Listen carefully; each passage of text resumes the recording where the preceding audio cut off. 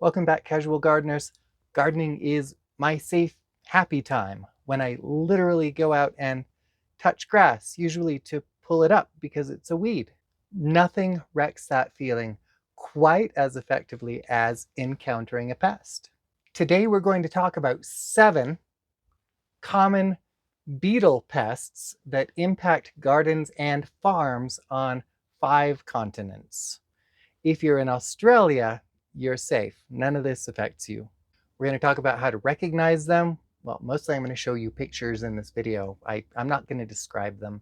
What sorts of damage they do, and whenever possible, how to control them. We'll be talking about these beetles in order from least severe to most severe. So if you're watching this video right, I expect you to get more and more worried as we get closer to the end of the video.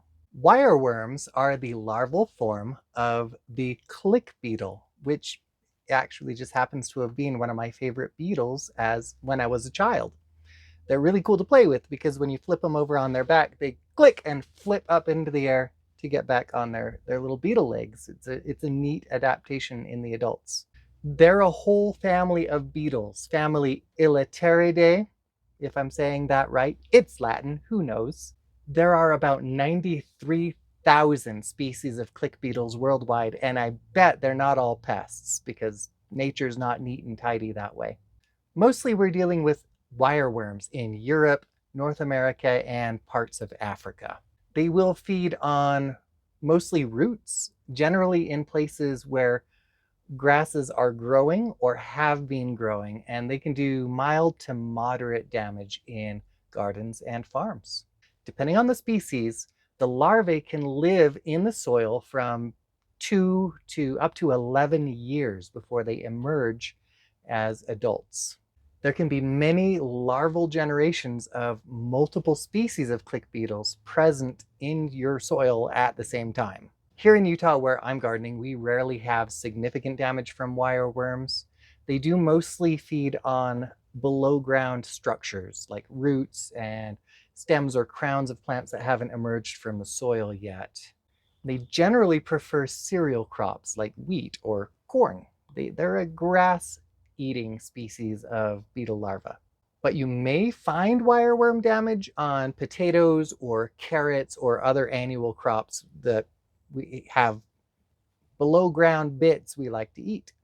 If you use a cover crop as part of your crop rotation system in your garden, using grassy cover crops will generally aggravate a wireworm infestation if you're dealing with one.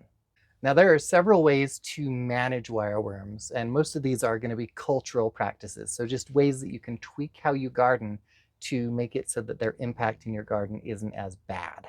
So perhaps the easiest and most enjoyable way to deal with wireworms is to plant more densely. Adopt kind of a square foot gardening approach to your garden. What that does is that increased plant density decreases the amount of damage from the wireworms to each plant. There are just more plants there, and it kind of spreads the damage out. You're more likely to get a whole potato that you want to eat. Wireworms don't like brassicas or legumes. So if you do a rotation with brassicas or legumes, you're going to disrupt their food supply in that area. The larvae aren't terribly mobile, so that can help reduce their numbers quite a bit. They're also not fond of marigold roots. So interplanting with marigolds may help a little bit with wireworms. Interplanting generally is a great strategy for reducing wireworm damage. If you're dealing with a wireworm infestation, make sure you're removing damaged tubers and the root systems from dead plants from your garden. Leaving those in the ground is still providing a food source for the wireworms. If you're gardening or farming in sandy or loamy soil, you can dry out your soil. Alternatively, if it's not feasible to dry out your soil, but it is feasible to flood your soil, flooding for at least 2 weeks will significantly reduce a wireworm population in your soil. You can also reduce wireworm populations by tilling your soil. Usually I'm a low till or a no till kind of guy, but there are pests and soil problems that can be addressed with tillage, and I don't think we should be afraid to do that when it's warranted. I know I just told you to remove dead plant matter from your garden to control wireworms, but you can also control wireworm damage by making sure you're keeping the soil content of carbon high.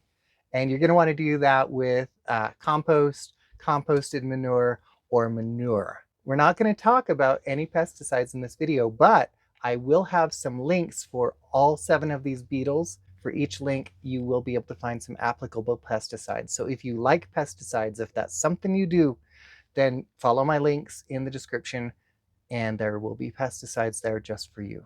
You're probably going to see flea beetle damage before you see the actual flea beetles. These are very small little beetles.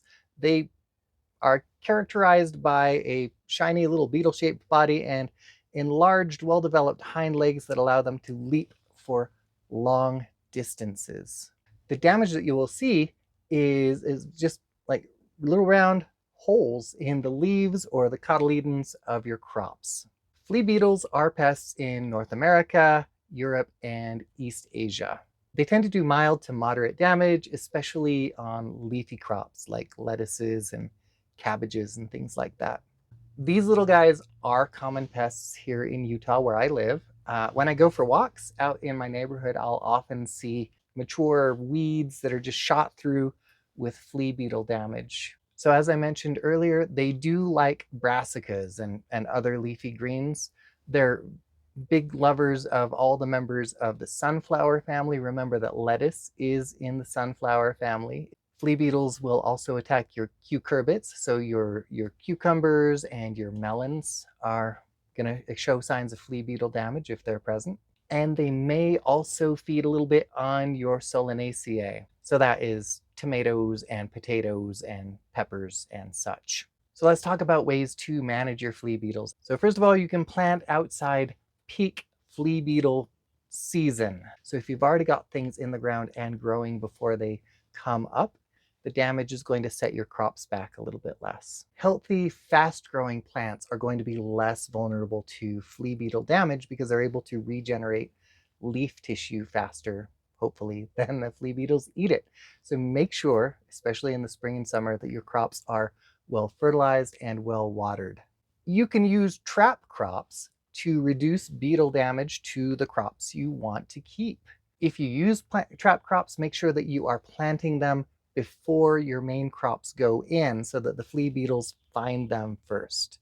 And also you want to make sure that your trap crops are around the outside of your garden area so that the beetles encounter them before they encounter your other crops and maybe stop there to have a nice nosh before they move into your garden proper. Mustard family plants like hot mustards or just some extra kale planted around your border can help out a lot.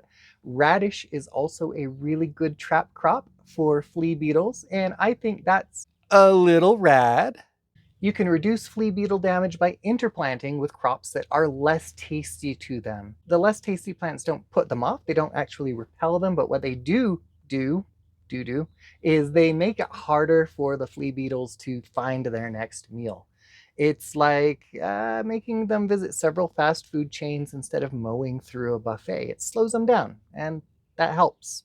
Make sure you're removing old plant residue and weeds around your garden because those are food sources for the flea beetles that could lead them into your garden where they will do some damage to stuff you don't want to see damaged. Growing under row cover can completely eliminate flea beetles as a threat to your garden because they can't get to your plants.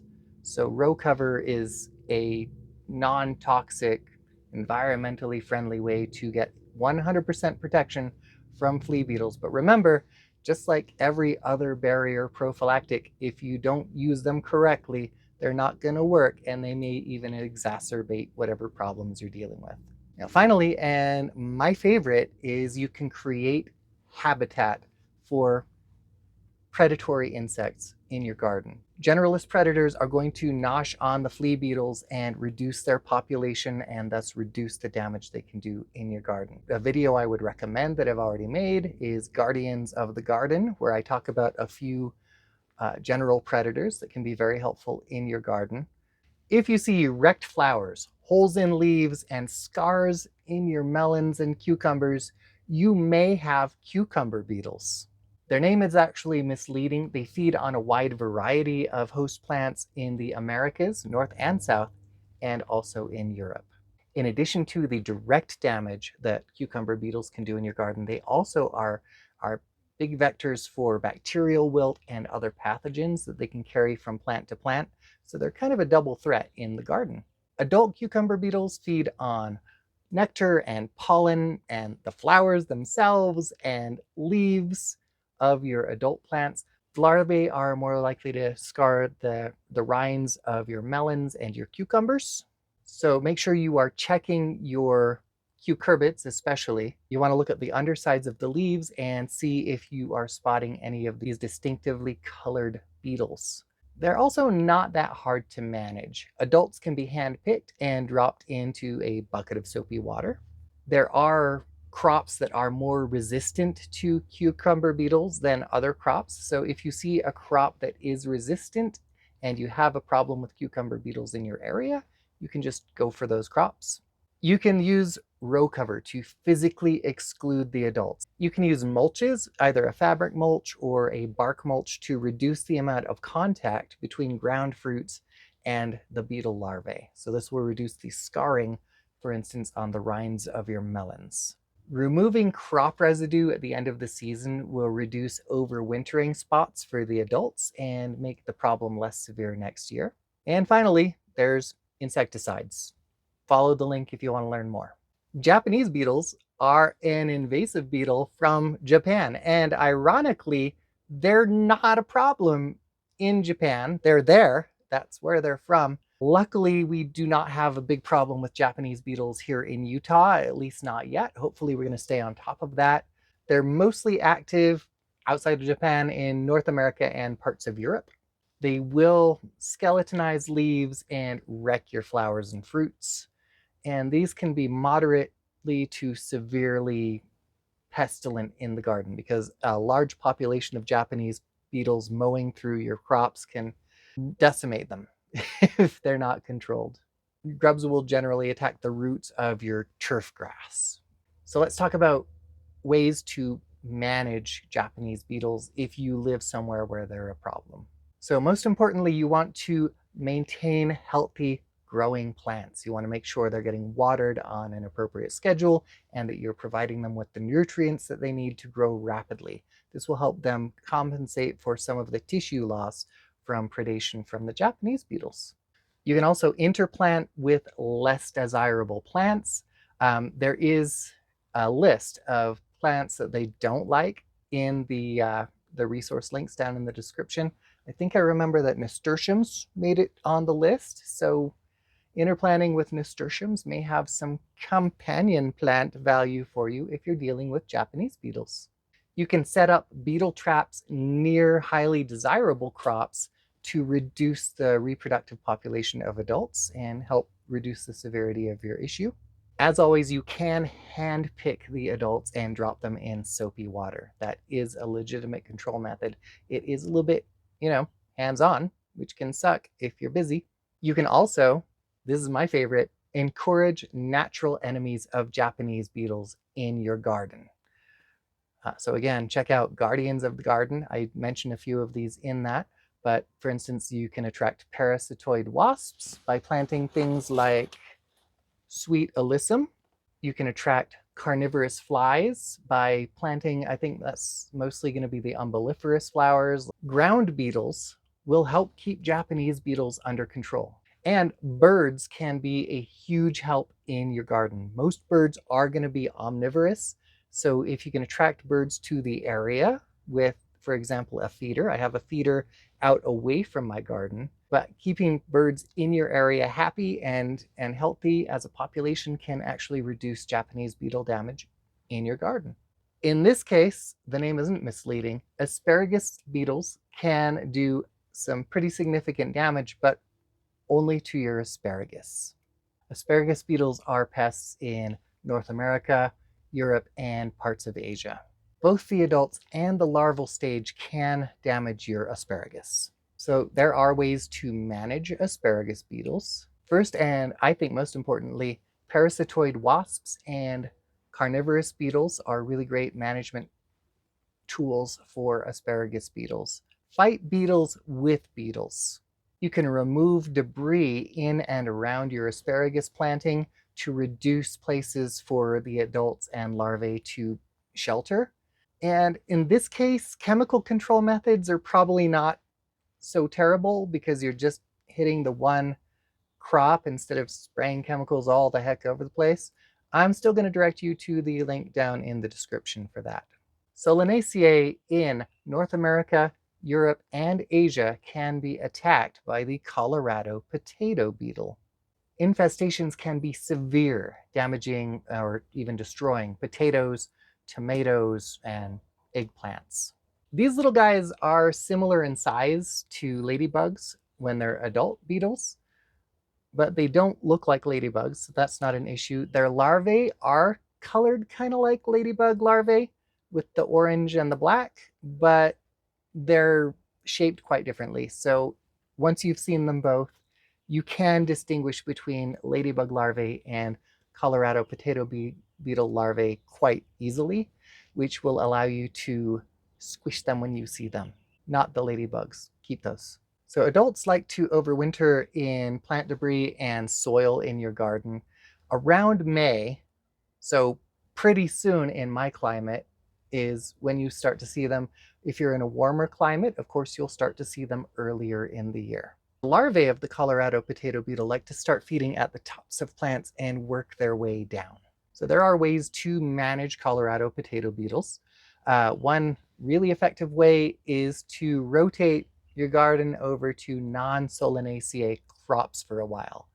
That would suck for me because I have standing orders from my spouse to always grow tomatoes, which is difficult if I'm rotating all the way away from them.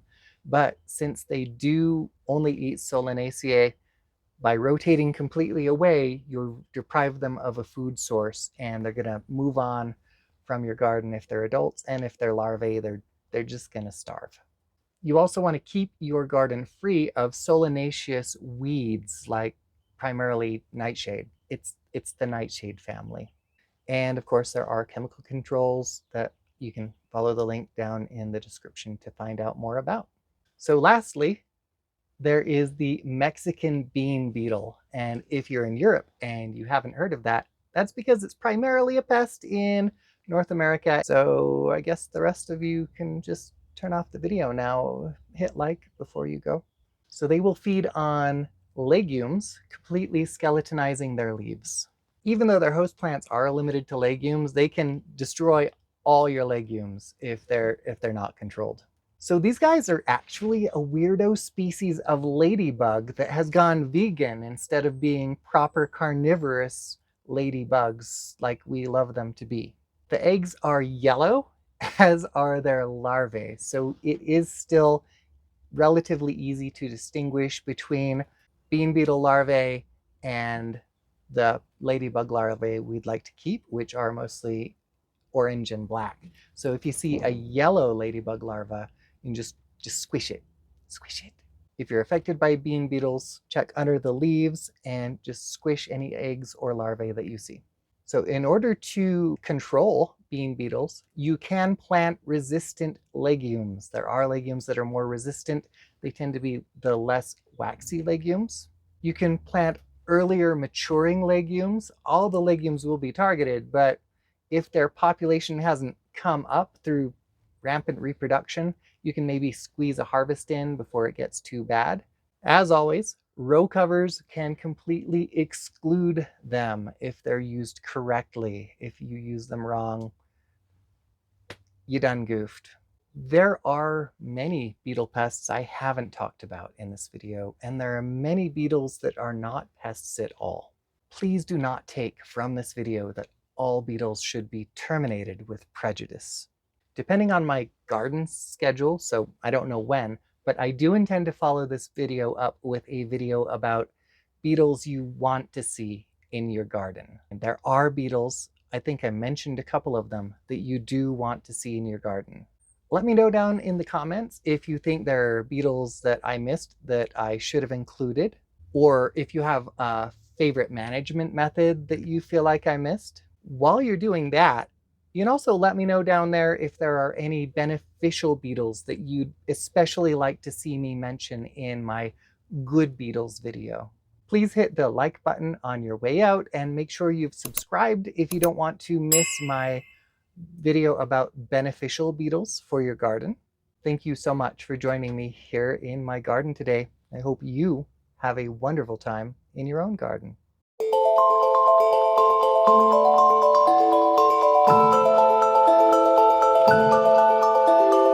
Thank you.